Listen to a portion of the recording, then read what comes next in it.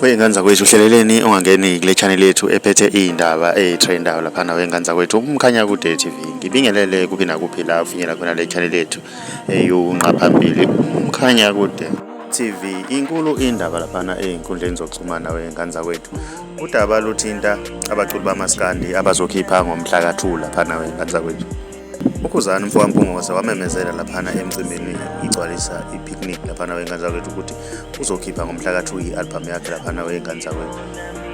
Okulandelayo laphana wey'ngane zakwethu kube sekuvunywa uPotso laphana wey'ngane zakwethu mayeveza ukuthi naye uzokhipha ngomhla ka-2 laphana wey'ngane zakwethu. Bayabuza abantu ukuthi wePotso uzoyimela le ndaba lelo ukuthi ukhiphe kanye noKhuzani laphana wey'ngane zakwethu. Besingakezwa ukuphawula kwaPotso laphana wey'ngane zakwethu ukuthi yena uphawule wathini, kodwa akushilo nje laphana ukuthi naye ngomhla ka-2 uyadedela. Sizoke sibone-ke laphana wey'ngane zakwethu ama-album siwalindile. Ngesidibane comment section ngizwe ukuthi wena ngabe kuthini okwakuphawula ngalolu daba ukuqondana kwamadethi okukhipha kukaPotso noKhuzani Mfokampungose. Siyi-channel hamba phambili Mkhanya Kude sithi siyabonga.